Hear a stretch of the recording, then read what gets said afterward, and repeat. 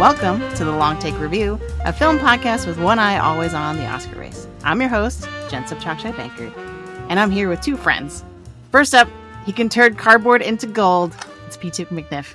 How's it going, P.T.? Wanting to learn about stagecraft is an act of nobility, even if it's just because dance was full. I'm doing well, Jen. How are you? I'm doing great. That's good. I forgot about that one. And I want to congratulate him on being the most talented kid at camp. It's Antonio Elefano. How are you, Antonio? I'm not mad. I'm just furious. I'm great, actually. No. You could be furious in like a fierce, positive way. Yes. For sure. All right. So we are here to discuss the movie that Barbenheimer forgot, basically. So the musical comedy, it's also a mockumentary called Theater Camp. It just had the unfortunate circumstance of having a wide release the same weekend as Barbenheimer. So no one, I think, is that correct? Like, I think it came out the same weekend. It had a limited release, I think, the week before, and then it opened a little bit further. I think technically the wide release is like was the weekend before. Yeah, no, I mean, I think like it's opening wide over the next few weeks. I think it's like slowly. Oh, it's doing just like a slow rollout. Okay, but either way, no one's talking about this movie. It's going to get completely drowned out by Barbie and Oppenheimer.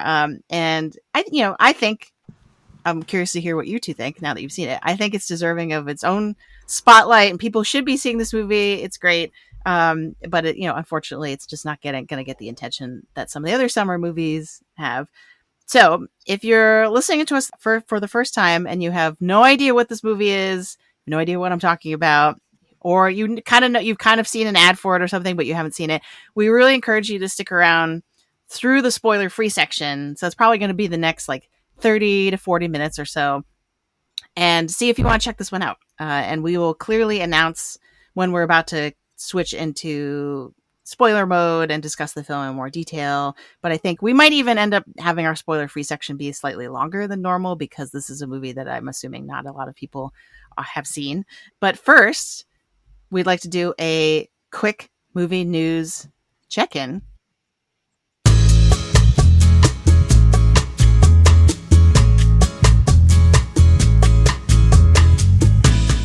Thank you to PT for our fancy new bumper music. That was great. Listeners, you couldn't see, but we were all jamming to we had a groove. Yeah. So what's happening in the movie world, or just in your movie worlds this week? I mean, the big news continues to be the strikes that are happening. There doesn't seem to have been a lot of movement in that regard. I did drive by my first picket line while going to my second screening of Oppenheimer, going to see it on IMAX 70 millimeter. Ended up driving past a small studio space that I think is co-owned by Netflix. At least there's a Netflix sign on the side, and there were a healthy number of people picketing out front, which was great to see. And just hope that there's some movement from the moneyed interests of the producers to come to their senses and come to the table and make some concessions. Yeah, and the unfortunate thing I keep hearing is that the narrative is, or the buzz is that, or word on the street is that the studio's main strategy right now is just to wait it out, which is not good. Yeah, I have a student at Georgetown Law who called me a couple weeks ago because she was considering not going to her, taking a break from her second year of law school because the WGA had contacted her about working on the negotiations over the course of the fall semester. And I was, of course, my first concern was about the student and listening to but my second concern was it's going to last through the fall. You're like, wait a second, hold on, go back to what you just said. Yeah, I mean, the thing I heard, because I was just listening to Next Best Picture podcast this morning, and one of their podcasters is a member of the WGA, and they asked him when would everything need to be resolved to not just like totally mess up the slate. And because we've already seen, this is the other news I put in here, we've already seen a lot of like more and more delays in terms of release dates and push projects getting pushed to next year, all that sort of stuff. And so they were asking him like, well, when would an agreement need to have been reached for basically everything to be stable in the fall? And he said Labor Day, which is not that far away. Not. So and would be appropriate as well. Yeah. True. Thematically. Yes. But that's really cool that you might know someone who's directly involved in. Yeah, and I talked to her. I was like, well, what happens if it does get resolved before? And she was kind of hoping that it wasn't. So for the lawyers, we need billable hours. I don't think that she's going to be making a ton of money off of this. She's genuinely interested in helping the WG. So she's on the right side of this. So I'm very happy for her. But I am a bit conflicted because I would like these projects, and I'd like this to get resolved in a favorable way, obviously.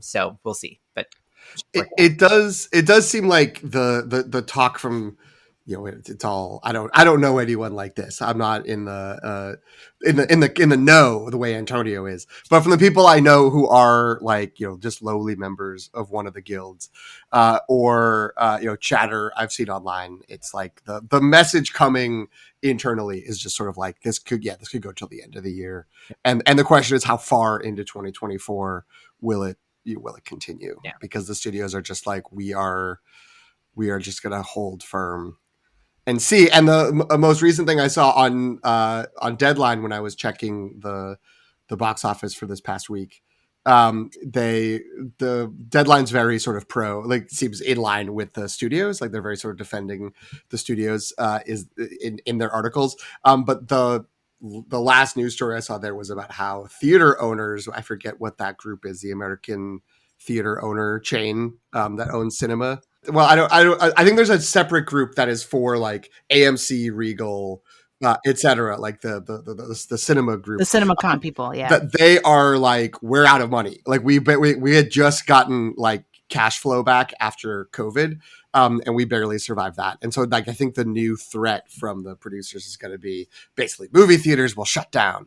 Like that's going to be gone. So, actors and writers, if you want any money from residuals for theatrical presentations, which is where a lot of money comes from for everyone involved, I guess, because the producers don't want to pay for streaming stuff, then there's going to be no movie theaters anywhere except for like 5 major cities.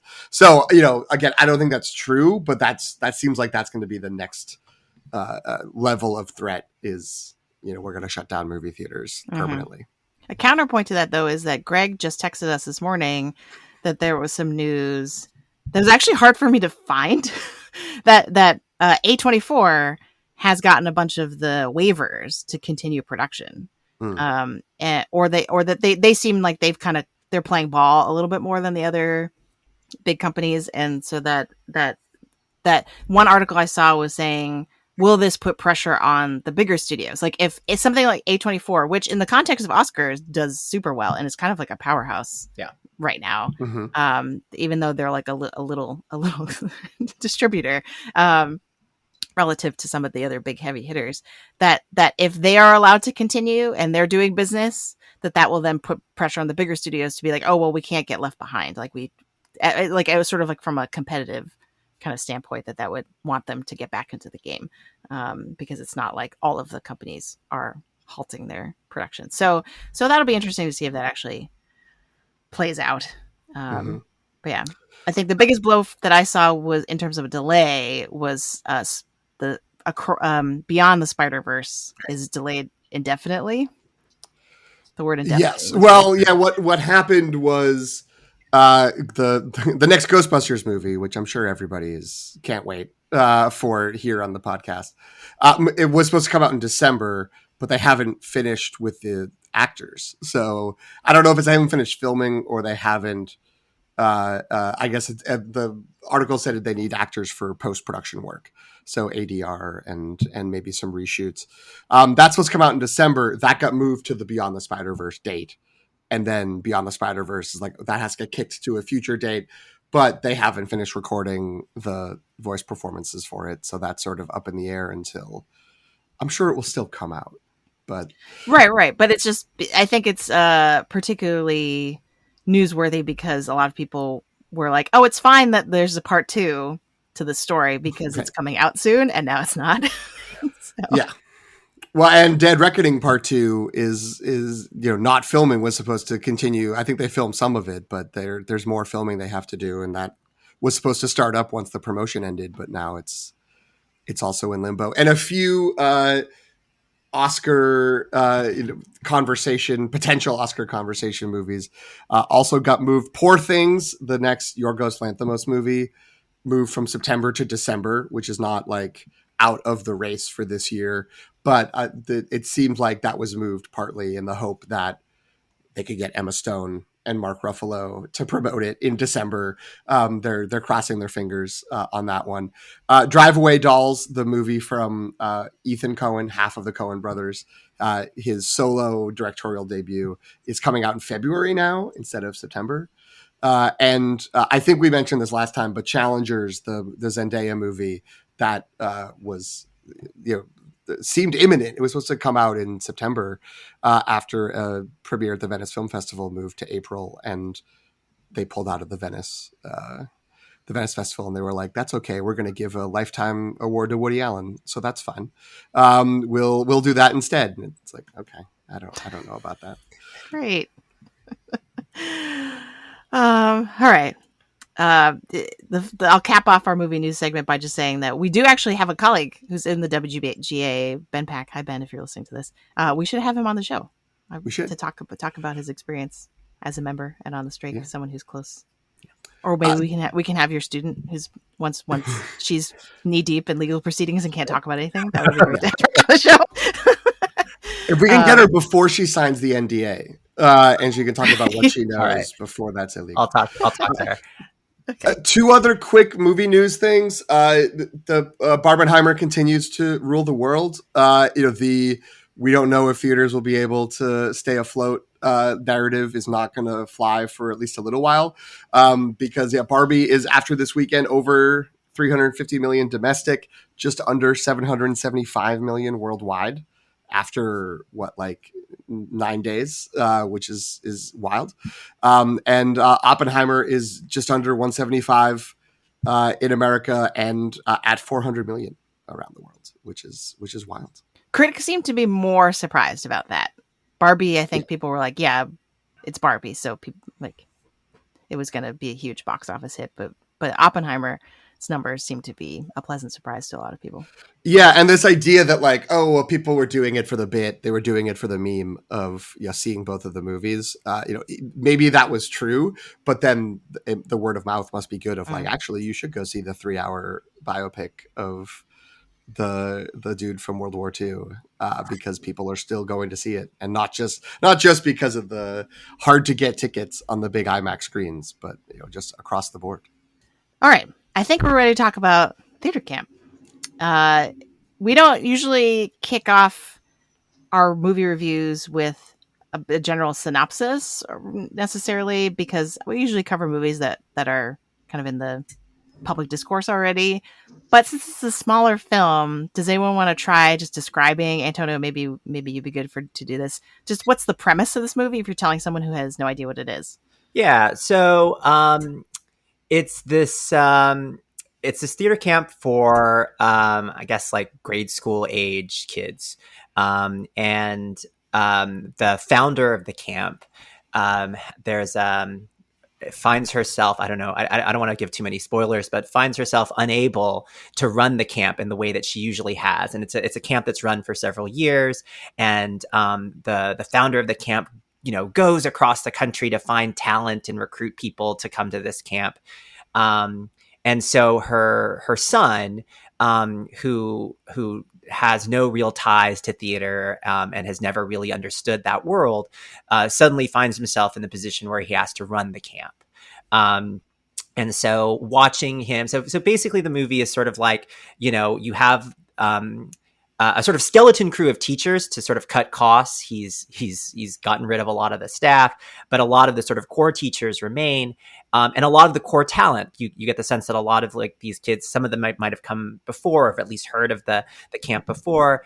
So they're still very invested in the camp, but it's being run by someone who is fairly inept. And the premise of the mockumentary was it was supposed to sort of follow this founder through the summer camp.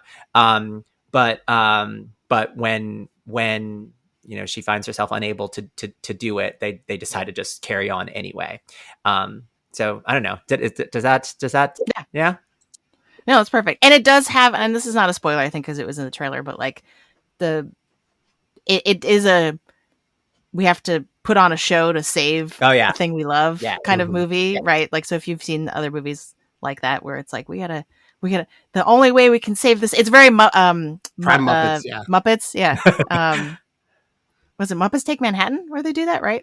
Well, I think the Muppets Take Manhattan and the Muppets, the Muppet Jason movie. Segel. That's right. It's right. So basically every Muppet movie. But the, like, we're under threat. We're going to get sold or bought out. And like, we have to put on one last big show to save the day. That's very much kind of the plot of and the premise of this movie. But yeah, and it just, it's filmed in the mockumentary style. I've heard comparisons to Christopher Guest. So Waiting for Guffman, I think, is the closest comp.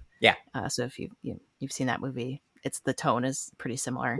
But it also has a lot of big names. Ben Platt, right, who's a pretty big staple in musical theater, movies, TV now, and then Molly Gordon, who people would if you've seen The Bear.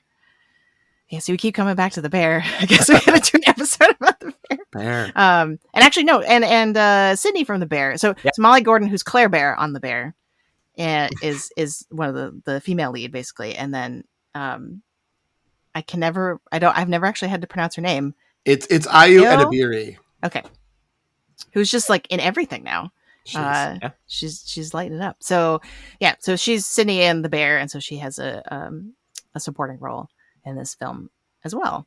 So I'm eager to hear your short takes, because we actually I haven't talked off mic about this movie with you at all, and both of you just saw it in the theater over the weekend. But first, I want some context. What is your relationship? Have you ever identified to the content of this movie? Have you ever identified as a theater kid, or gone to a theater camp, or done theater when you were in school or something like that? Yeah, I mean, I did do theater. I don't know if I would have called myself a theater kid, but other people in like my middle school and high school, I guess, probably would have. I think that they're, the kids in this movie are the ones who are like super like hyper dedicated to it, and it's it internally forms the core of their identity. And I think that there is a difference between whether that's your internal definition of yourself versus sort of like just where you are in like a school hierarchy. But yeah, I was in theater, did theater. And I did do, and something I hadn't thought of for a long time, but and Tony and I actually saw this together on Friday. And it was like only after I was like, I guess I did do like in Western Massachusetts in the Tanglewood area, like a 1 week camp when I don't know, like maybe middle school, like early middle school. And I don't recall what we did. I don't like, it didn't really stand out. The only, it wasn't middle school. It must've been like even elementary school, because it was, the only thing I really remember is we went to go see the local like Shakespeare in the Park production, and clearly cast before his movie came out, but then performing it after it came out, the summer of Bill and Ted's Excellent Adventure, Keanu Reeves was like the 8th listed person in the cast, and like all the kids were like, it's Ted from Bill and Ted, and everyone else there was like over the age of like 60, and they had no idea who he was, and they were just like, yes, The Tempest, good. And we're just watching The Tempest, and all the kids were just like, when is Ted coming out? So that's my main memory of theater camp, is watching someone else perform, which I feel that's like great. says something. I love it. How about you, Antonio? I told PT this story when we were together, but when I was in fifth grade, I was the narrator in a play called A Rhyme in Time Saves Nine. And all was going well until the third scene when I accidentally said the lines that were supposed to precede the following scene. And I remember people in the wing sort of freaking out. And I realized my mistake while I was giving the lines. So then I said the right lines immediately afterwards, and then I went off.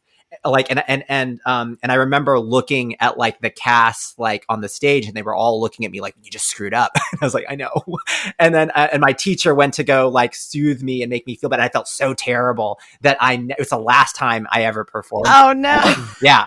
But in college, I took a lot. I didn't want to be in front on stage anymore, but I took a lot of playwriting classes, and I even like directed a couple of my own plays. So I love the theater. I love going to the theater. I love watching plays and musicals. I love writing them. Last night, as we talked about earlier, I went to like a Sondheim tribute at the Hollywood Bowl. To me, like there's no more searing or impactful art form than theater. Like you two know how much I love like Kate Blanchett and Tar. I couldn't stop talking about her last season. But my favorite Kate Blanchett performance was actually at the Brooklyn Academy of Music, where she performed A Streetcar Named Desire. And I remember she was late. She was like 3 hours late because of like car trouble, and all of us just waited. Like a matinee performance became an evening performance, and it was incredible. It was so amazing. She apologized after the performance, and we were like, "That's okay. That's fine. I was forgiven. I don't care. It's good." So, yeah. Oh, how about you, Jen? Yeah. How about? So I'm similar to PT, where like I don't know if I would have introducing myself to other people called myself a theater kid, but looking back, I did like other people could have easily categorized me in that way. I did in high school. I was a part of multiple every year we put on a musical, Godspell. If you're familiar with that show, Sure, yeah. It's a really weird show, but a fun one. That was the main one. I think that was the first one that I did. And that was a really formative experience because I think, and thinking about this film, the feeling of being a part of like a little nerdy community that oftentimes if you're part of a show happens really resonated with me for a reason. And like the other joy about this movie, I think, is watching the teachers interact with the students and how they like take it, on the one hand, take it really way too seriously, and it's really funny, and they're really intense and expect a lot, but at the same time they're very supportive and like good cheerleaders, right? And so I definitely had the experience. Like I remember the choreographer that kind of came in. She wasn't a teacher at our school, but she just like sort of like dropped in when we had rehearsals and stuff like that. She was so tough. Where she was just like she basically treated us like we were all professional dancers, and none of us were. And so that was really intense. And then shout out to our drama teacher, Ricky Lombardo. She was amazing, and she would have fit right in at this theater camp, I think, because she was like, again, like was like, we are all serious actors here, but at the same time she was so supportive. Like I took I think it had a weird name. It was like multi-arts, like a multi-arts class. And we had like a puppet show unit. And my friends and I, we were like, can we do Les Poissons from The Little Mermaid, but and make a Swedish chef puppet? And she was like, I love this idea. Go for it. Like she just was like completely supportive of this idea. And that memory really sticks with me. I think at my parents' house, we still probably have that puppet somewhere. It was really fun. So yeah, so I have very fond memories. Was the person in the class you, Jen? Like, was that your idea? Are you just like... Yes. I mean, like my friends went along with it, but I was the one who made the Swedish puppet. Like, but I don't want to take sole credit for it. Like no, my group of like 3 or 4 friends in high school signed off on it, and they were excited about it. But yeah, I believe the Muppet component was definitely my idea.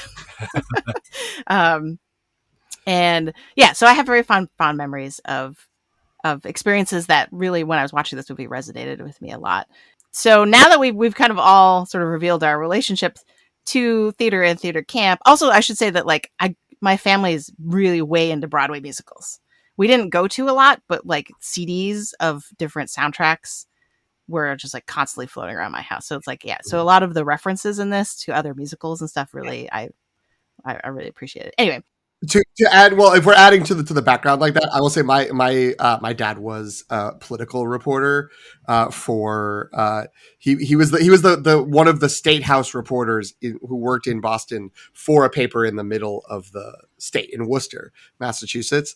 But because he was in Boston, they were like, well, do you want to also review like the plays that come through, because that means we don't have to like send someone from Worcester to go and do it. And so he sort of had like first pick. So I actually, and we can get into the contentiousness of this. I don't particularly like musicals, like that doesn't like speak to me as an art form usually, but it's not for lack of trying, because I went to like the Boston production of like most major musicals Nice. From the age of like 6 or 7 until I was like 15. Maybe you were like, overexposed. I mean, maybe that could be it. It's all, it's also like the touring production is just not that good, and that's the problem. That I've only seen it, but yeah, there's definitely like, I think that does help. I don't know where Antonio is, but I think having families where it's just sort of like, yeah, like this is a thing. Like we do have like soundtracks.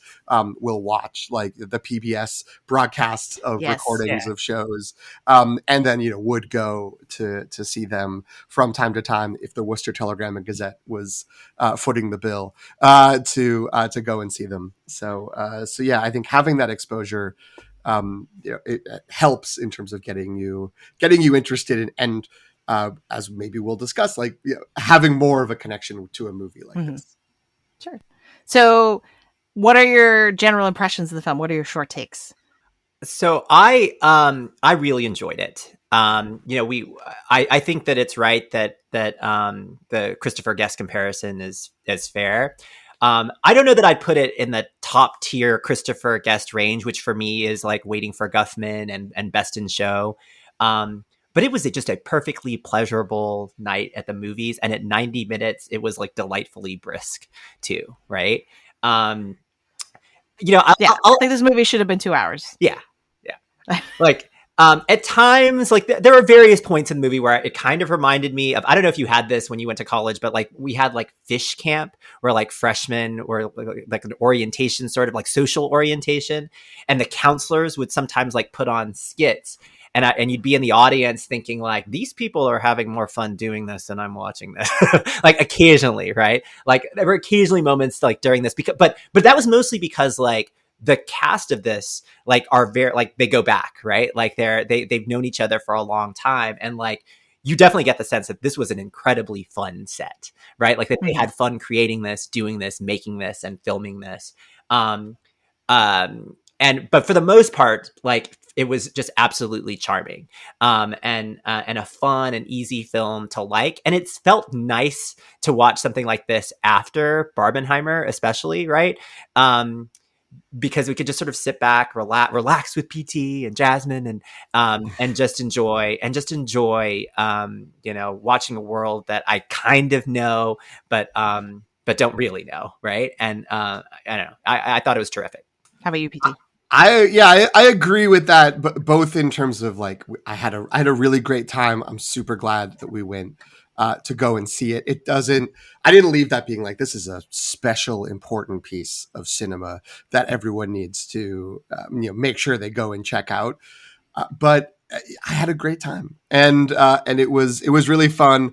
I did contact a couple of people who I know, who I've shared my love of Waiting for Guffman since the late 90s, or since I met them, if I met them later. And I was like, look, this isn't Guffman. Like Guffman is amazing, but this is a great like second movie in a double bill with Waiting for Guffman. Like you'd have a great time putting these next to each other. The put on a show, right. the celebrating the theatrical impulses of people while also gently mocking them is a similar mix. And I had a really good time. Very positive feelings about this. Nice. Yeah, I'd say to go back to the Christopher Guest, I'd say the satire is not nearly as sharp as what you would get in a Christopher Guest movie, and like just like intellectually, the writing is kind of not at the same level. But I feel like the trade off is that we get a lot more warmth and sincerity in theater camp. which I can't deny. Like, it's just like, I don't want to give that up for this to be kind of like a more highbrow satire. The idea, and like, to me, that was what was the most successful about the film, is the tone, because it was, on the one hand, this kind of mockumentary satire making fun of itself, but at the same time, that was never at the expense of like the heart. And you can tell that the creators of this movie really loved their teachers when they were at like in theater, and that they love this art form, and that they know that they are ridiculous and how seriously they take it, but at the same time they want to show kind of like how empowering that could be for young people, to have that kind of like outlet, right? And so that's what I really loved about it, is that I was really taken aback by the way it was like earnestly looking at this world, and in a way that was very sweet and heartfelt and stuff like that. I think it was, so I saw this movie virtually during Sundance, so that would have been like in January, and I did a ranking of all the like 8 to 10 films that I saw. It was number one on my list, just because, and I think part of that was like, it just took me by surprise, because when I was flipping through the program, I remember being like, okay, like a mockumentary about theater camp, like, and it was, I think it's produced by Will Ferrell, and I was like, I kind of had a sense as to what I thought the movie would be, and I was like, this sounds like very cringy, like that, like it would just be awkward humor the entire time and long pauses that I didn't want to sit through, and so I was like, I'll put it on my list to watch, because a lot of people were saying they were excited about it. And but I was kind of like not that excited to watch it, and then when I saw it, I was just like, oh, like this is not what I thought it was, and this is just it's so like joyful and heartwarming and wholesome in a way that I wasn't expecting, and that was really a really nice feeling. And also, just like, all the people who are singing in this are super talented, like all the kids that they get they crushed it, like they're so good. If you go on YouTube, the sound quality is not very good, but at the start of the Q&A for Sundance for this movie, they had all the kids come out and do like a little mini performance, like a medley of all the songs, and it was great. Awesome. Yeah, it was awesome. So yeah, I was a big fan of this movie. Yeah, it's not like reaching the heights of a Christopher Guest movie, but I think it was really nice. Your point is well taken. Your point is well taken, that the satire wasn't as like vicious as like Armando Iannucci, like In the Loop is an incredible movie. But like, because the subject are like children, right? Like children who are enthusiastic, who are often marginalized. Like I don't want those kids to be satirized like that sharply. So you're right. I think that it's a delicate balancing act that it pulls off really well. And the other thing too is that you get the sense that so the only context I had for this film going into it was that the four people credited for the screenplay. So I think I'm not going to remember all of them. It's Molly Gordon, who's in the movie, Ben Platt, who's in the movie. It's Molly Gordon, Ben Platt, Noah Galvin, who plays the tech manager, and then Nick Lieberman, who's not in the movie but co-directed it with Molly Gordon. Right. So it sounds like the four of them just have been friends forever. Yeah. And they were like, let's just make this movie. The other thing is that, which I didn't realize until I was doing some like light refreshing of my memory on the internet of this movie before our recording today, was it's mostly improvised. Like apparently the screenplay is like incredibly short, to the point where the actor who plays Troy was like, can you write more? Like, or he had questions, like he is always asking them questions, because they were just like sketched out the basic plot of the movie, and a lot of it was just improvised when they were shooting. So I thought that was super interesting too. And also very Christopher Guest. Like that's how Christopher Guest and Eugene Levy would usually the two of them work out an outline of like, here's what has to happen in each scene. And this, I think, is also how Curb Your Enthusiasm works. There's a sort of genre field of doing this. And then it's like, let's just record or film, ourselves doing this for a little while and see what we find, and then edit together what comes up. Yeah. All right. So who are we recommending that we all seem pretty positive on this movie. Who are we actually recommending it to? Is it just a blanket recommendation? To me, I would say like if anyone has sort of even like remotely similar experiences to us in terms of like if you have some connection with theater or some memory of participating in theater as a kid, that this is a must see because it just will make you so happy. But outside of that, or people who are like super into musical, like, you know what I mean? Like people who are part of that world already, I think absolutely should see this movie. But like beyond that, are we recommending it to anybody? I mean, I would say yes, only because it is this like nice little sorbet compared to the big franchise movies and even the big non-franchise movies, like an Oppenheimer. I mean, Barbie's probably the beginning of a franchise, I guess. But, there's all these big movies that have very sort of weighty ideas or, long kind of belabored run times. This is a nice little, like, here's just a nice, small, tiny comedy. And I think people would enjoy it regardless. There is also the a strain. If you were like, I don't know anything about theater, I don't know if I care about that. The son who has to sort of step in and run the camp is a vlogger who's always sort of recording himself giving business advice while clearly having no real concept of anything about business. So that's a fun like little subsection of satire that's in this. So I guess it's hard because I'm thinking about like how many people do I know who have no connection to this in my life, which maybe speaks to the kind of people I interact with. That I'm just sort of like, yeah, I would recommend it to a whole bunch of people, but like I don't know if someone who is just like I've never thought about theater, and I think people who do theater are weird. Like, would they just think this is an hour and a half of weird people being weird, and that's it? I guess I'm maybe too close to be able to judge if the jokes are too specific for people to be able to enjoy it. But so I guess it would be a softer recommendation to people who don't feel a connection to it. But I think that they might still enjoy it, especially if they are regular moviegoers who have been taking in what the major fare of the summer. They might want to zag a little and enjoy this. Yeah, I mean, I agree with PT. I think there's obviously a lot here for like theater lovers, like references to musicals and to works and things that and the audience during our screening, like we went in the elevator with a couple people who clearly were like people who love theater, who'd done theater themselves.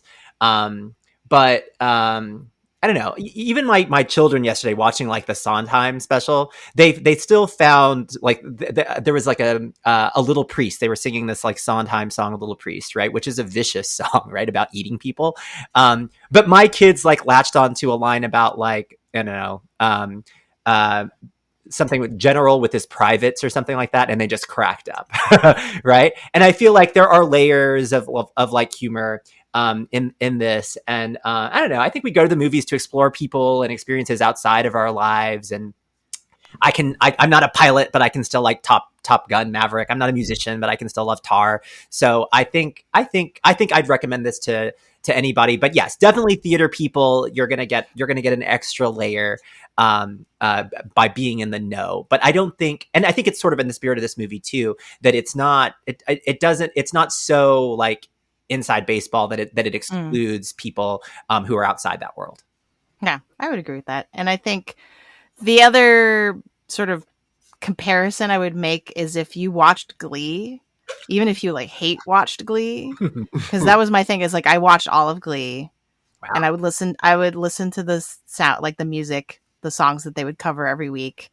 But then I always wanted the show to be better. You know what I mean? I was like, why isn't this better? But I still watched it. And so that was one of the thoughts that I had when I watched Theater Camp, was I was like, this is what Glee should have been. Yeah. Like this is what I should make that more subjective to me. This movie is what I would have wanted Glee to be. Less kind of like flashy, kind of like high school drama, and more kind of heartfelt, like we're all in this together. That's the other thing too, is like if you are the type of person who's like, I just can't watch dark stuff anymore, and like I need a feel good movie, this is great. even if you're not like plugged into theater stuff. Yeah. But yeah. All right. Are we ready? I think we're ready to move on to. I was thinking we could do the rhetorical situation today in our spoiler-free section again, since people probably haven't seen this. So if we think we can do that, I think so. I think let's do it. So yeah, we're moving to the rhetorical situation, a segment in which we look at a film through the lens of our academic experiences. So that's my tagline we're testing out for this. That's good.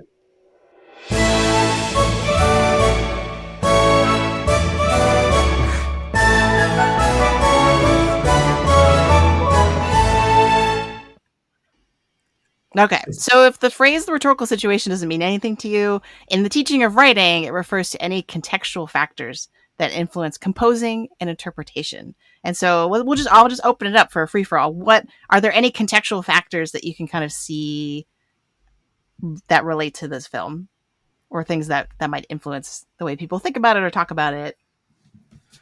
Well, I mean, I guess the obvious one is that there is this tradition of these sort of camps and the theater community that again, as we were saying, it's like if you have exposure to that, to whatever degree, whether it's performing or actually attending a camp like this, then that's something to be aware of. And then on a meta sense, that again, I'm just repeating things we've already said, so this is not particularly insightful, I guess. But this sort of like a loose improvisational like collection of friends, which that is the Christopher Guest movies. Curb Your Enthusiasm, I think, being the most prominent like TV version of that, where it's like people who know each other, have known each other, work together for a while, kind of bringing in some new people as well, but then kind of just throwing themselves into scenarios and be like, all right, let's just go and have fun and try to hit these general beats in the course of a scene over and then over the course of a movie and see what we find. And I think that those are good things to know and understand as anyone goes in and sees the movie. So I'll just reiterate those for this segment. What you were saying actually made me think of discourse around the arts and education, because I think theater camps like the one in the movie, they're necessary because so much public funding has been cut for the arts, right? And I'm seeing this in my daughter. I mean, my daughter goes to a very good public school. she just finished kindergarten, but like I barely hear about, like I think they have a music teacher that shows up every once in a while, and that's kind of it. Like there's no other performing arts kind of curriculum. And so I think this movie really reminded me that how important that is for a lot of kids, because for a lot of kids, they're not into sports, like this is their thing. And so having that opportunity, I think, is particularly important. So that's like a layer of discourse that I'm just thinking kind of like you can definitely add onto the film and kind of the importance of the film potentially. I want to talk about its representation of teaching and teachers and how excited teachers can get about students. One of my favorite scenes was when the teachers, so that there are a number of productions that are happening in the course of the camp, and the various teachers lead certain productions. And so they have this big board where they have like all of the students, and they're trying to they're basically like drafting the students for their production. And so like, okay, if I'll let you have this person, if I can have this person. And then the way they talk about them is like delightfully inappropriate in a lot of ways. Yes. But to me, like it's true though that teachers like crave talent, right? Like when we see a student who really excels in an area, it makes us really excited. It makes us excited as teachers, right? Like no semester is like the same for me as a teacher. It's probably the same for you, right? And it's because our classes are populated by like really interesting people who bring like really interesting lives into our rooms and into our spaces. And so when you see someone who either has a really interesting story to tell, or an interesting or novel perspective, or they're playing with form, or they're playing, in interesting ways, it makes you want to be a better teacher. And so So as much as the piece satirizes the teachers too, right? Because you get the sense that like a lot of these teachers are here teaching at this theater camp because something sort of went awry in their sort of like their aspirations. They still love the form and they still love the kids, and there's like maybe a little bit of hint of sort of like a like bitterness about like their own life past, but that's a very small part of it, right? Like it's mostly just enthusiasm for the art and enthusiasm for the kids. And I don't know. Again, that was just a really refreshing presentation of teaching. Yeah, I also picked up on the tension between like when you're a teacher, the outside world has this often has this attitude of like, well, those who can't, right, or those who, I can never get this right. It's those who can't do teach, right? Yes. Okay. So the idea that like teaching is a fallback, that like you didn't make it in your field and therefore you've fallen back onto teaching. Yeah. And I think this movie does a great job of showing kind of like, while that pressure that a lot of the teachers at this camp sort of, I think, feel that pressure or like are dealing with like, did I fail and that's why I'm here, or am I here because I love this, right? And then also showing that like kind of both can be true, right? Like, because you can be still kind of pursuing a career outside of teaching, but like still teaching is your true calling, or like that teaching is something you love to do and it has a craft to it, and like not everyone can be a good teacher. Yeah. And so I thought the film really represented that well. And also like the idea of expecting a lot from your students, because I think this is something in our classes, because our classes often have a reputation of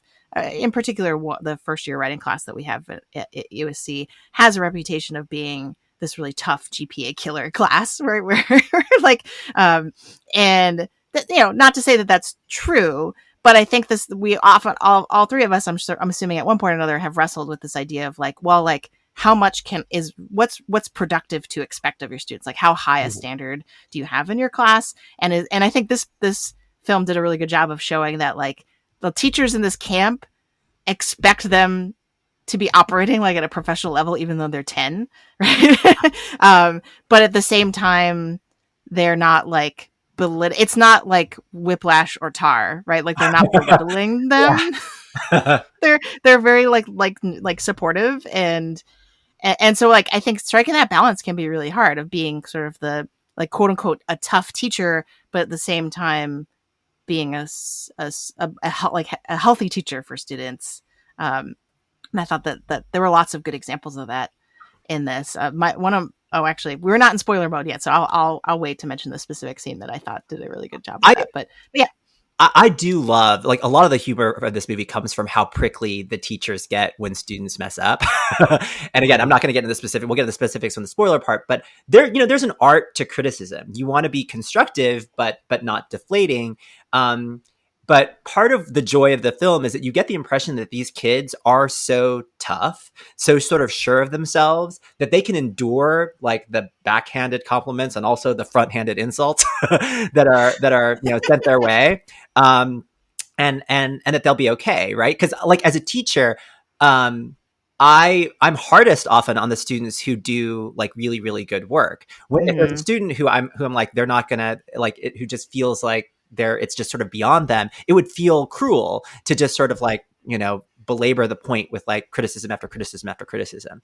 So I don't know. I you want to push students. Yeah. You want to push students to get them to reach their potential, yeah, but also build up their confidence and give them the confidence. And the other thing is like so much of the humor in this movie comes from the teachers treating these kids not like their kids. Yeah. Right. And so like you use the word inappropriate. And I think that's part of the humor, is that they're like, especially in terms of maturity of content, like a lot of these shows have like very mature content for little kids. But the thing is that like, I think this is a really good example of how teaching, not patronizing your students when you teach them, can be really, really effective. Right. Because all the kids seem to be responding pretty well to it. Where they're like, they like being treated like they're grown-ups. They like being kind of like let in and not censored, like the material is not censored for them. And so like, that was something I thought was an interesting pedagogical model. That I think like, I was like, oh, I sort of do that. Like I try to treat them like grown-ups and not, and that's easier for us to do because we teach college students, but Yeah, I agree with all these positive things. I will also note in the more like negative zone of teaching, as represented in the movie, there is a lot of instances where the teachers do things that are for themselves more than the students, Yes, which yes. Is certainly something that I think it's easy to fall into sometimes, where we're just sort of like, well, this will be fun. I think this is a good idea as an activity, or I would connect with this as a way to learn whatever the material is for the day. Right. And then you actually get going and it's just like they're not feeling this at all. Right. And I think that we as following good pedagogical practices would then pivot and try to change something, which is not always what happens in this movie, where they're like, nope, like this is what we're doing and we're doing it this way and we've always done it this way. And there is this sort of sense that at times people, characters who are working at the camp, are being locked into, this is the tradition, this is how we always do things, and are not good, or are struggling with the idea of ever breaking out of that, which is both sort of about their lives individually and also about the sort of ecosystem of the camp itself. Yeah. And I think the Ben Platt and Molly Gordon characters in particular are, and again, I don't think this is a spoiler, but like, so as Antonia mentioned earlier, the camp has multiple show productions that they're doing, that they do every summer. But there's one that the Molly Gordon and Ben Platt characters, it's an original show that they've written. And that, I think, is what you're talking about, PT, where like when they're doing their own show, it's clearly, this is a way for them to work out their own issues. And they're not necessarily thinking about how it's going to benefit the students who are in the production. And it's sort of, because it's their own kind of creative project, and you kind of see them wrestling with the artistry and like, and all, and like how to make it successful, and like it's clearly their egos are definitely on the line with that show as opposed to some of the other ones. And so I think meeting students where they are, not always happening in this movie. For sure. The other thing I thought of was that since this is a satire, even though we've talked about it's kind of like a lighter satire, or just like maybe softer satire, because it has the kind of the feel good, heartwarming story in it. But in general, satire, very hard to pull off. So for me, I do it's called the popular audience assignment with my students, where they are choosing basically like to write an opinion piece for on like a publication, like a magazine or newspaper or some online site, about anything that they want. And like, every time I do the assignment, inevitably one or two of them are like, can I write an Onion article? And I'm like, yes, I support this. However, you should know that's actually much harder to do than just writing kind of like I wrote in our Google Doc a straight piece, and then that reminded me of one of the jokes that's in the movie about straight plays. That's not necessarily how I meant that, but that, like writing something that's trying to be satirical. And so I want to hear your thoughts on like, how do you, not just in the context of this film, but in general, like how do you, like what makes satire successful? Like how do you pull that off? Well, first I want to talk about what makes satire, I think, so hard. I think satire requires both understanding what you're satirizing really well and also being funny. And those both are high bars. But I think especially the latter, right? Like people, everyone thinks they're funny, I guess, or most people think they're funny to some degree. But being funny with your friends, telling the occasional funny story or joke, it's not the same thing as writing a satire, right? Which needs to be both sort of substantial and light, as well as biting, and it needs to be constructed properly with like no waste. It is people who are very good at this genre, they spend years refining this, right? And like we're talking about like Christopher Guest, like that's a company that's like worked together over and over and over again, that's refined their game, that have the timing down, that can improvise, and they're geniuses too, right? Like at what they do. So yeah, I remember being in an MFA program and attempting satire, and remember thinking like, it's thought of as sort of a light genre because it's comedic, but as a writer, it's so fraught and it's so scary, because when like when a dramatic story doesn't quite land, you can still sort of like get into the story. When a joke doesn't land, it's just bad, right? Like it just seems like, so yeah, I think it's really tough, but that makes it more special whenever we find someone who can do it well. Right. So yeah. What do we think? Because we've mentioned that this film is a satire, but what is it actually satirizing? Like, what is again, without spoilers, but which I think we can answer. But what is actually the subject of the satire? I mean, to me, it felt like the culture of theater camp and theater kids, and the theatrical world. And I do think it matters, and that like it's all people who are from that world, and I think that sort of internal satire is very different. Whereas, like, I think even thinking about the Christopher Guest movies, as he moved, though they moved away from the things that they knew and loved, those movies maybe got a little bit weaker, Yeah.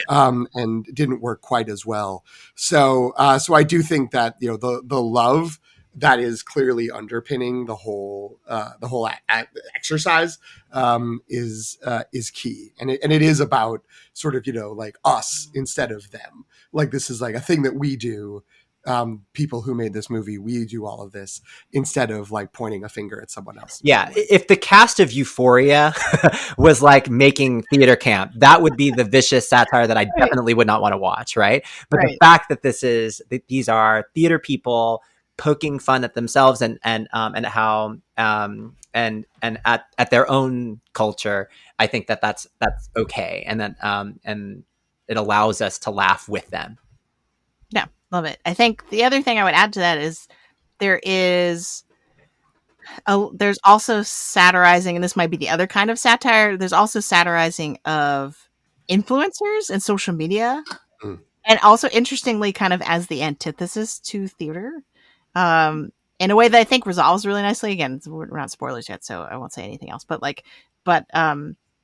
but there's definitely like a tension there, right? That the theater kids don't understand the tech bro vloggers, right, and vice versa, right? And there's a kind of like a cultural rift that then has to be resolved.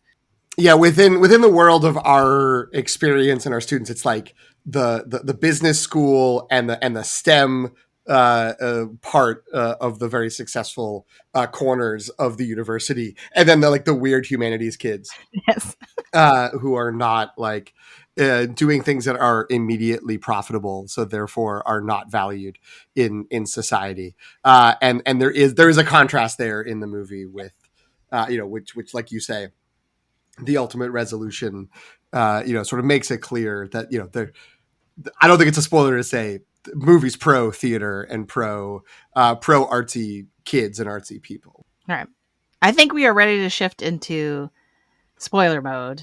We bumped up against maybe not saying spoilers a couple times now. So if you've not seen theater camp and would like to, especially if you would like to at this point, we are not going to give you 525,600 minutes. There's my musical joke. Haha. And you have to exit stage left in 3, 2, 1.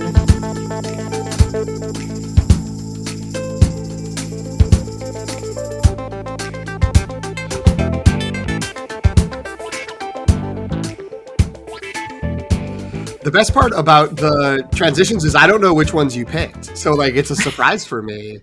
In some cases, I don't know which ones I picked because I put more than one in the in the dashboard, and like they got, because I've made my browser smaller. This is too much behind the scenes, listeners. Sorry.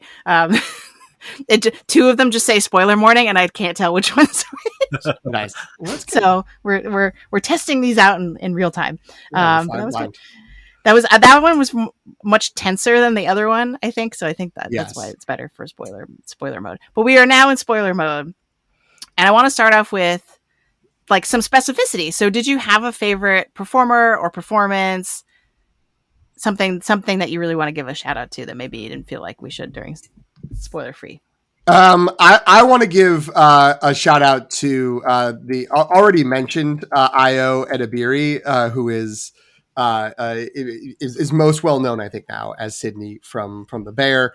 But I didn't. This is one of the things I didn't know going into the movie, is that like the whole concept of her character is she's there to replace a bunch of teachers we never meet who have been let go, and is the only person who applied for the job, but also completely lied on her resume, and is being interviewed by someone who has the son who has no idea about any of this stuff. So it's just like, great, you're hired. And she is like, whenever it cuts to her in class, she is just like making it up completely in front of kids who know way more than she does, and like seem to immediately know that this woman is full of crap, and like, and are judging her. And basically every time, she's not a prominent character, but every time they bring her into a scene or they cut to what she's doing, it made me laugh. It's so funny. My favorite part is when they're doing the stage combat. And she's like, what? But what is stage combat? And she's asking that because it's not a rhetorical question as a teacher. It's because she doesn't know. But then all the students give these like very like abstract answers where they're like, well, it makes your heart skip a beat, or like, it brings the story together, or like, or it makes people feel like they're alive. And she's like, can I have an answer that's not poetry? But like, what's maybe like a legal definition? Because she just wants to know. And someone's like, well, it's like fighting. And she's like, great, I could do that. Right. So it's like, yeah, she was delightful. But interesting too, because to go back to our earlier discussion of representation of teaching, right? She has very much a fake it till you make it. But I love that the film doesn't really judge, like she's the butt of a joke, but the film doesn't really judge her. Right, she still becomes part of the community in a weird way, even though she doesn't think of herself as a part of it. She's just there because she needs the job. So I really like that part of it. But there's never a moment when like the mask is ripped off, so to speak, and it's just like, you've been revealed as a fake and you're drummed out of polite society, or you've been revealed as a fake, but we're all going to welcome you. It's just like, she just flies under the radar the whole time, and people are just like, yeah, you're in it, and you're a part of it. And I think that there's something very nice about that, and also very funny. For me, my favorite performer was Molly Gordon and I love her character's name, Rebecca Diane, right? Yes. Her last name is Rebecca Diane. I don't know if that's I guess it has to be sort of a Cheers. It's got to be Cheers reference, right? But her line delivery, especially, right? Like, she has this very soft, gentle tone, but occasionally says some really vicious things, right? Like, even in the trailer, she's like, "Oh, this is amazing! Like, you're incredible. This is going to destroy you, right? This is going to." I found her like every scene with her to be really fun and funny, and her interactions with Ben Platt I thought were terrific too. Her as a teacher, she, along with Noah Galvin, have really defined arcs in the movie too, which I thought and I thought they handled that nice. But yeah, I mean, Molly Gordon also on the Bear, Claire, as we've said. And I liked her actually more as Claire. We talked about her a little bit, and I think you didn't love that character as much, and I know a lot of people didn't, but I actually liked her okay in the Bear, but really loved the opportunity for her to take on a multidimensional character here. And to be clear, I liked Molly Gordon's performance in The Bear. I just think that's a very underserved character. Yeah. Not to get into Bear Take review, which is we'll have to do. We just have to do it. It just keeps. We can't stop it. But it's going to happen.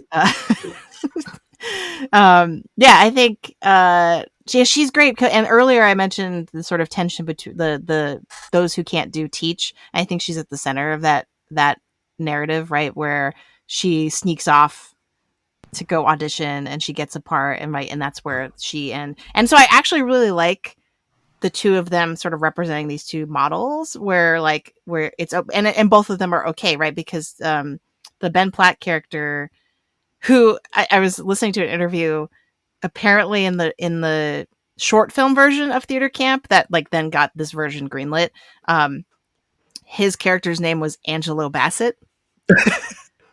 And then they decided that they probably shouldn't do that in the real version. So it said he's Amos Klobuchar. Right.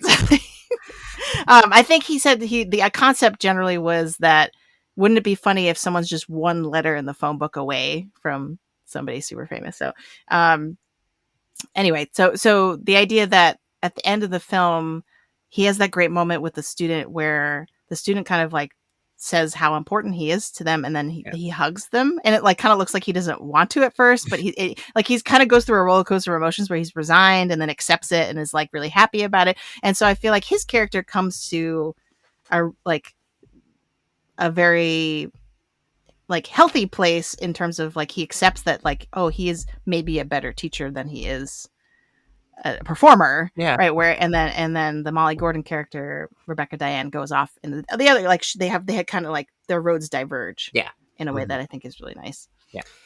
Yeah, especially because we've seen partly through that sort of drafting scene of like casting it, that Ben Platt's character has not been hard on this girl because he believes in her, but he actually like actively dislikes her. And it's just like, oh, she's too polished, she's too fake, she's too Disney, like she's done too much stuff. Like she can't, it's not a real theater performer, is not like, cannot get to any truth or whatever. And is so like openly disdainful and dismissive of her. And then, you know, the student reads that as, oh, you were really pushing me, and like this is the best experience I've had. And like her grandmother comes and picks her up and says like, you're the best teacher. You know, she's been raving about how good a teacher you are. And so, you know, there's something there about like, oh, this is, you know, this is my talent. This is what I am good at. While Molly Brown's character is finding like, no, like I've turned down chances to stay in this dynamic, and now I'm actually going to go. Right. And like also like that's a great point of conflict because their relationship from the start of the film is so clearly codependent. Yeah. Right. That they're in a very unhealthy way. Yeah. So well, they're not. It's not that they're codependent. It's that they are dependent on it. Yeah. That's right. So good. I want to say my favorite performance was probably Noah Galvin. Yeah. Just because his both in terms of the actor's performance, because it's amazing, but also the character, because I think I was so happy that they had the sort of like I'm gonna forget the technical term now, the sort of like stagehand or like the crew, the crew Stage member, manager, like tech person, people who are behind the scenes and not performing. And that he was representative of that really crucial part of that community. And like, I like the humor of like, they show that he's really the one holding everything together, and trying to do so much. And like, it's like the scene of him rolling down the hill. So good.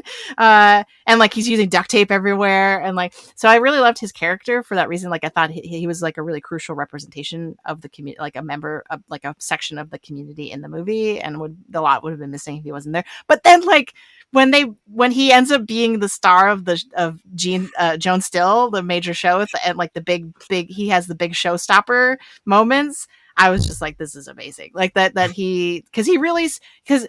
I feel like I experienced what the people in the film experience, where they didn't know he had that in him. Yeah. And he's like, it's my time to shine. And he does it because there's no other choice, right? He's not because he has no ego about him. It's what I also really liked about his character. But that like when he had that moment, that opportunity, that he really stepped up and took everybody by surprise. And like, he just like, his singing was so amazing. Yeah. Really blown away. So I really liked his character a lot.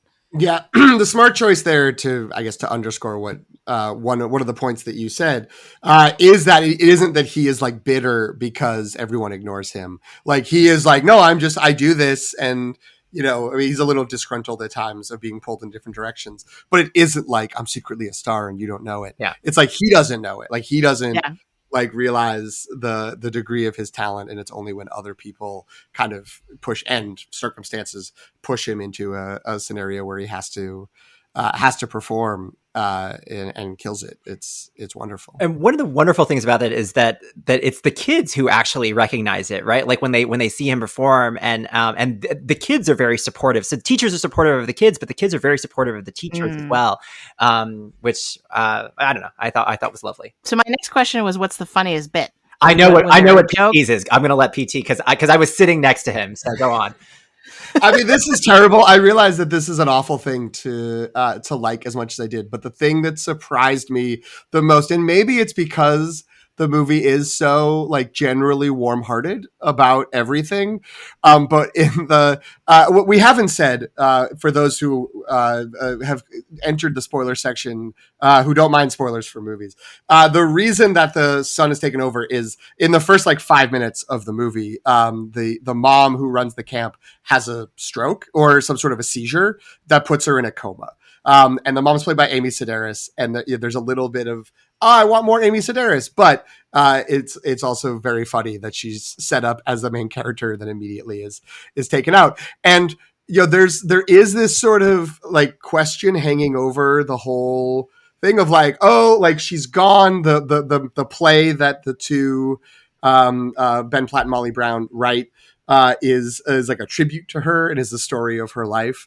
And it's very funny that the outsider teacher, the AO Ebadiri character, says something at one point, like pretty close to the end, about like, what's her deal? Like, is she dead? Like, is she around? And it is like, we haven't gotten a clarification of, the son is always sort of like acting as if like, well, like she'll make it back, but everyone else is sort of assuming that she's died.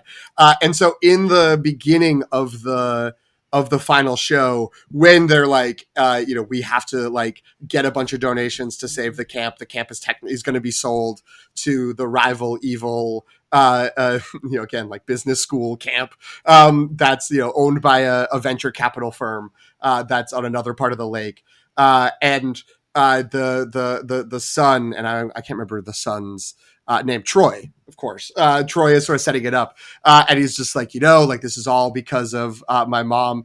And two kids come out to hold up a sheet, and they're like, and we're broadcasting this live so my mom can see it. And like they turn on a live camera of just a hospital bed of someone in a coma on like a ventilator in the hospital bed. And I did not see it coming. And it was like it was the funniest thing I've seen in like 5 years. And I just laughed so hard at like, he set it up as if it was going to be like, we're revealing that like my mom's all better and like, she's going to be able to watch it and cheer you on. And then instead it is just like, it's someone in a coma. And it was a little maybe out of tone for the rest of it, but it was like weirdly bleak. But that really got me. That was so funny. I thought that was like just the funniest moment. And then it cuts back at the very end, the payoff of it, of like this woman clapping, but it's not his mom, that it was some other woman who woke up and started watching it, but it's like her roommate in the hospital. And they had set it up at the wrong bed. Yes. Oh, that's great. That is really funny. And I think I had another question, but since we're already talking about Amy Sedaris, I think I should bring it in. So my experience watching this for Sundance, Amy Sedaris was billed as the star of this movie. Like they used her as the sort of like hook of like, don't you want to watch this? Amy Sedaris starring in theater camp. And so I went into it, and I think I even foolishly, because for the my written sort of preview of Sundance, I was trying to be like, here are all the Star Wars and Marvel stars that you know and love, and they're in these indie films, so you should want to go see them. This was my attempt to draw people out to out of their comfort zone.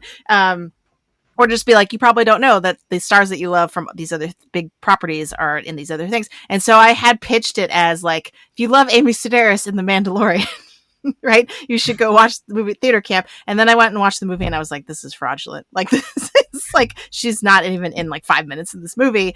Though her character is like a huge part of the movie and is like a specter hanging over the whole thing, right? But so I just wanted to put that out there, that like, if you were like, hey, where's my Amy Sedaris? Like, I feel you. I was also kind of there.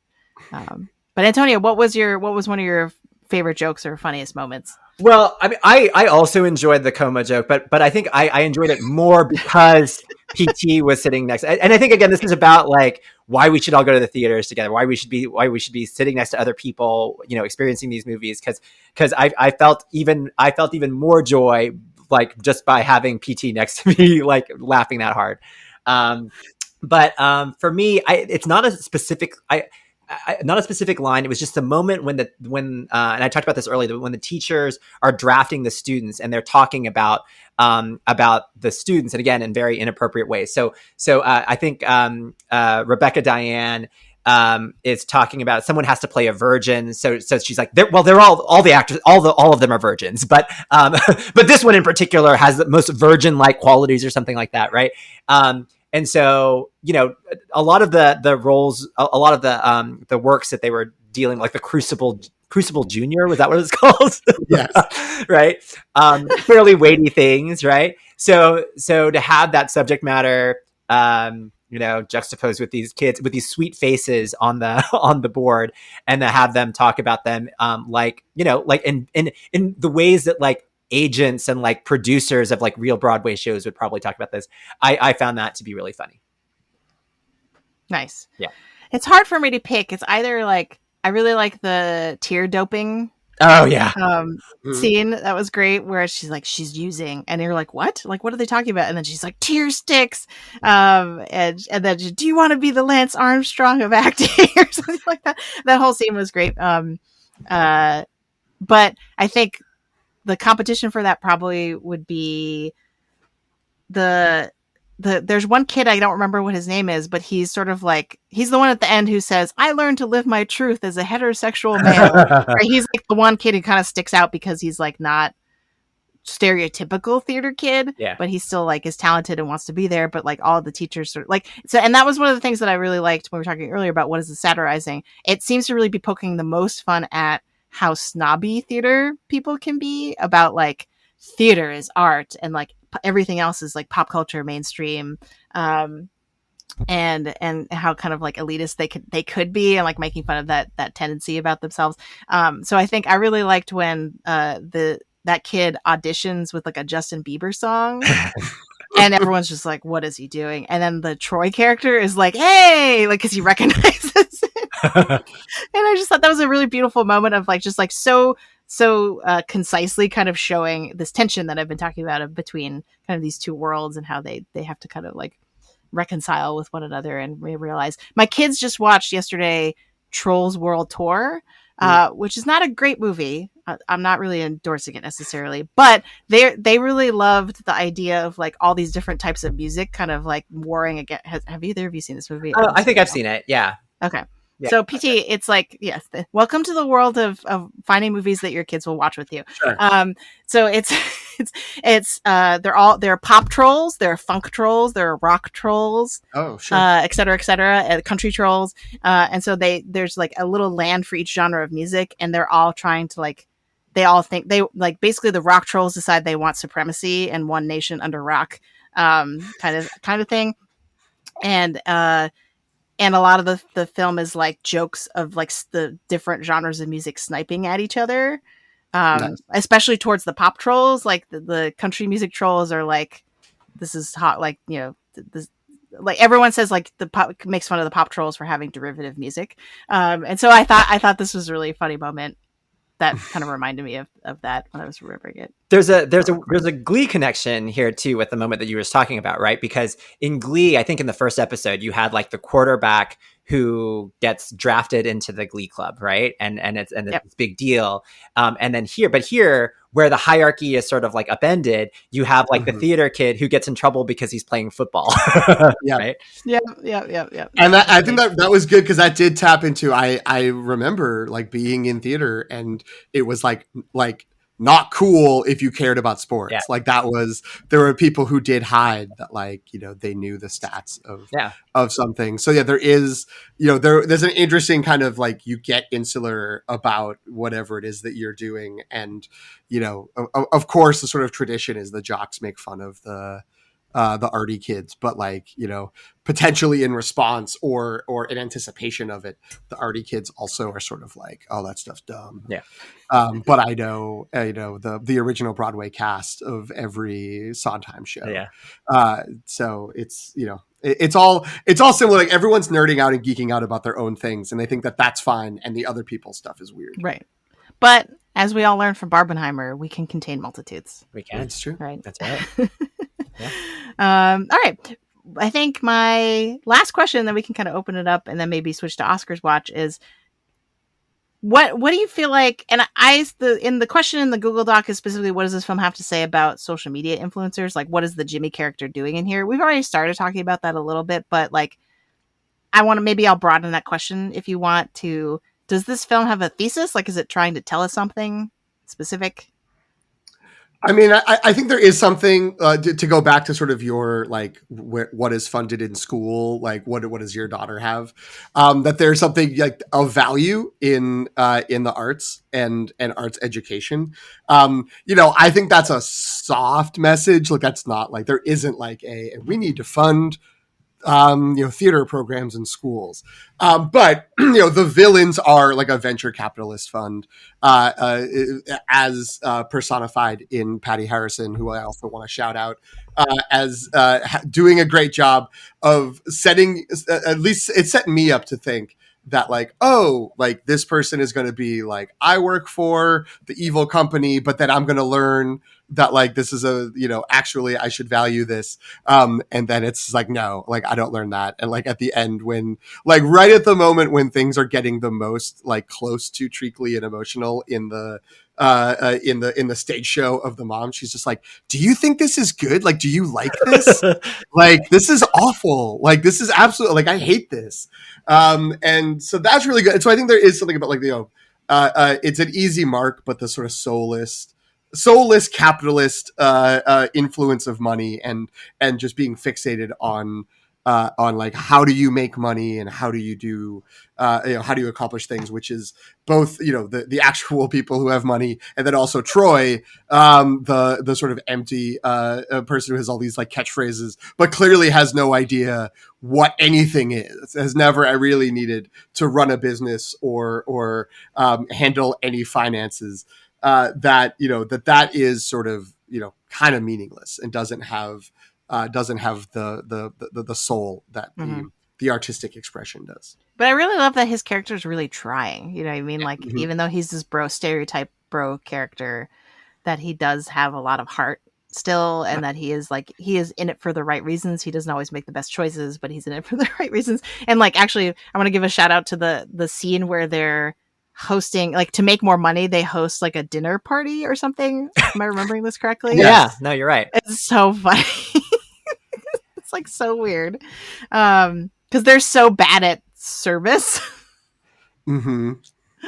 And the guy from Succession, David Rash, I think is. Thank you. Yeah. David Rash is the like head of like the Lions Club or something like that. It's some sort of community organization, and he's like, yeah, well, and like he thinks it's going to be like a fun like, and the students will be serving, and the students are told it's an acting exercise, so they're all coming in with these like fraught backstories and are sharing it with them. So good. Yeah, that's a really good scene. And Jimmy Tatro, Jimmy Tatro, who's the actor who plays Troy. I always think of him as Dylan from American Vandal. I don't know if you all watched that. It was another mockumentary.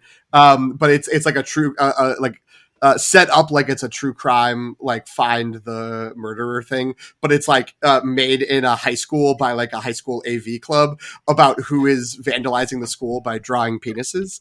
And so it's like hashtag who drew the dicks is the thing. And like he's like the jock, like the always in detention jock. So he's the main suspect.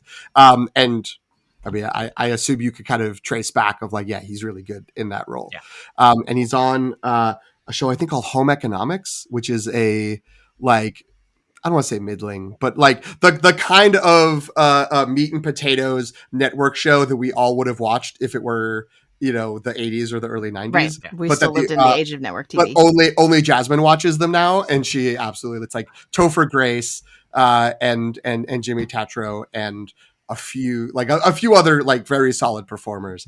And whenever I've seen it when she's had it on, it's a solid show, and he's doing good work on it.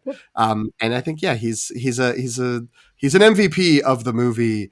That it's easy to overlook how important he is, because yeah, he is this sort of dunderhead, but he's not he's not mean, and he's not here. Like, he's just like, I do not understand this. Yes. Like, it isn't like, I hate these people, I resent them.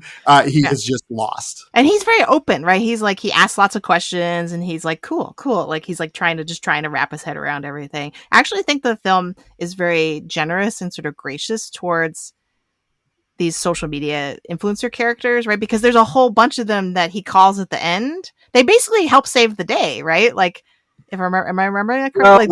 They don't have money though, right? Like they wanted right. But they didn't have any money. He brings in the big ballers is trying to win them over, but then it turns out none of them have any money, and it was the Airbnb guest who'd just been sort of milling about and complaining about the noise, who was so moved also that he donated the money. It was Chekhov's Airbnb guest. Yeah. But they show up, right? Like they answer the call, and they like generally are pretty, like, once they get their butts in the seats, they love it. From what I remember, they're into it, right? And so I think is a really crucial moment in terms of what the film's trying to say, that like it almost is sort of saying, like, even though we judge work on social media, that in of itself is like a type of art, kind of, maybe performance, at least performance. Yeah, that there's a craft. There's like they're doing something. They're dedicated to their craft. We just because we don't understand its value, doesn't necessarily mean that we have to judge it or something, or it's lesser than what we're trying to do. But so I thought that was very anti-elitist. Troy also is like has a very functional part of the movie, right? Like, I think that he's the entry point for people who don't know theater. He'll ask the questions that people who don't know theater would ask, right? But he still gets to be funny in his own right. He's not just like the straight man, right? Yeah. Sorry, I'm just remembering when he's trying to get the kids to listen on the first day, and no one's listening to him, then Ben Platt shows up and sings "Oh, What a Beautiful Morning" from Oklahoma. Which like I love that. I mean, I had seen that in the trailer, so I was like, sure, like that's funny. But then when like it's like a week in, and Troy gets up on the stage and goes, "Oh, what a beautiful morning!" Like, he doesn't know how to sing it, but he knows like those are the words, and the kids sort of like mumble the response back, and he's like, "Okay." And he's just sort of like, "This is kind of working." Yeah. So good. Okay, so I assume this is going to be short, but I do want to get to Oscars watch. I assume the answer is no, but does this movie have any Oscar chances? Is this a world in which this has any Oscar chances? No, we're shaking our heads. I don't think so. And that's okay, right? I mean, like, I don't think the Christopher Guest movies got Oscar attention either. I remember that years ago there was some push for like Catherine O'Hara in For Your Consideration, maybe, which was about the Oscar race, but that movie actually wasn't that great compared to the other ones. Like I could see a push for like some of like Guffman and for Best in Show, but comedies are historically sort of undervalued at the Oscars. But whatever, they always have a place in a viewer's queue. There are always moments when you need a comedy, right? When you just want to have a nice night where you can laugh with your friends, and that's what this is. So yeah, I don't think so. I don't think in any category really, like not screenplay, especially since it's like mostly improvised. Right. The performances were fun, but it doesn't really fit the mold of the Oscar movie. But what do you think? I agree with Antonio. I will note. Yeah, I mean, if we ever do go back and do retroactive Oscars, we would be talking about Catherine O'Hara and Fred Willard supporting for Best in Show. Yeah. It would be, I guess, it would be weird to give screenplay even a screenplay nomination to either of those movies, but Guffman or Best in Show, I would at least have to consider it. There was the one time there was like a nomination and a legitimate push was for the song In a Mighty Wind. The sort of that last, the kiss at the end of, what is it? I'm looking at here. Kiss at the End of the Rainbow. That did get nominated. It was the year that Return of the King swept, so they got the Return of the King song one, but like there was some things. And like, is there like an outside possibility chance of the final song, which what is it called, Camp Isn't Home? Yeah, like, is that something that could get a Best Original Song? If I think we already have a couple of strong song contenders, and I would assume that this won't necessarily get the traction. Let's start the campaign for that, because can you imagine having all those kids singing that song on the Oscar stage? It would be incredible. And I just already, like, in advance, love the idea of people who haven't seen the movie being like, what is happening? Yeah. Like, why is this? And again, for those who are listening who are in the spoilers section but haven't seen the movie and don't care about spoilers, the song is made up on the spot by Molly Gordon's character because she hasn't written the song, but the time has come where she has to share it. She's been too busy working on her own life. And so she just makes up a bunch of words based on what she's seeing. And then it's given this full fleshed out performance in the final production, which is amazing.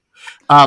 The only thing I will say, that, like, while this, obviously this isn't Barbenheimer, this is a successful small movie in terms of I did see it's the best, the limited opening when it was only in I think it was 6 locations. It was the best limited opening for Fox Searchlight since Jojo Rabbit in 2019 in terms of like a per screen average, which is that just means that there was a pandemic in between and not a lot of like small movies have made it to the theater. But there's it's still like it's something like it's carving out its little niche in the market.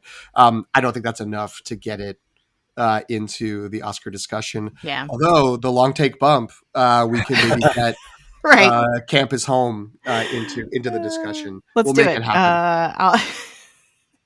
Actually, so the one thing I can see happening potentially is once this goes to streaming, which I believe would be, because it's Searchlight Pictures, I believe would be Hulu. Like that's the most likely place it would end up. Could have a second life. Like I could definitely see it being one of those word of mouth, like people, once it hits streaming, people aren't willing to go out to the theater for a movie like this, but once it hits streaming, a bunch of people talk about it and then word of mouth spreads, then it kind of has like a second wind. So not that would translate to Oscar buzz at all, but could potentially make it pick up like a critics award along the one of those critic circle they have awards. The Critics Choice sometimes have like a separate comedy category, and I could see that happening. Yeah, it's also Golden Globe. I don't know. Yeah, it's also let's put on a show, which people who are in show business are like, yes, I do know about that. And like as we were saying earlier, like if movies keep being pushed, then suddenly the field is a lot thinner. Like maybe they have to start. People will start looking back and be like, wait, what came out that I didn't see? There's not as many movies coming out in September, October, and later in the fall for awards consideration. But yeah, we're stretching it thin here by belaboring it this long. Yeah, but that's all right. We dream of something like this getting a little recognition. We're just so inspired by the hopefulness of this movie that we're like, we can dream big. There you go. We're this is the little movie that could. No, it's not going to go anywhere. It can't. This will destroy you. This movie will get crushed in the Oscars race. All right. Well, thank you both. Like that, we actually got a lot of great discussion out of this little fun, warm-hearted movie. So yeah, hopefully, if you get a chance, go out and see this. It's unclear when this would hit streaming. So if you're like, should I wait for streaming? I would say no. If you're this far in our conversation and you haven't seen this movie, like, what are you doing? Go watch it. PT, where can folks follow The Long Take? You can follow us on Instagram and Threads at The Long Take Review. And please send us feedback there, add comments, share our posts, do whatever you may want to do with our social media content, our minimal social media content. And Antonio, we go over this every time. You're basically untouchable. But is there anything you want to promote while you're here? I mean, I do. I wrote a textbook. So if there's pre-law people who are listening to this, then Legal Writing for the Undergraduate by Antonio Elefana. You can check that out. If you have comments for Antonio, send it to the Long Take Review on Instagram, and we'll forward it on. And you will not get a response from him, but he will at least be made aware of what you have said. He can send you a signed copy of Legal Writing for Undergraduates. Well, Jen, where do we find you? Oh, that's right. Sorry, that was very dangerously close to hitting stop. You can find me at Sobchakchai, SOPCHOCKCHAI on Instagram and Threads, and at Qui-Gon Jen on Letterboxd, where you can see my quick review of Trolls World Tour. from yesterday. All right. Thanks, everybody. Bye. Bye.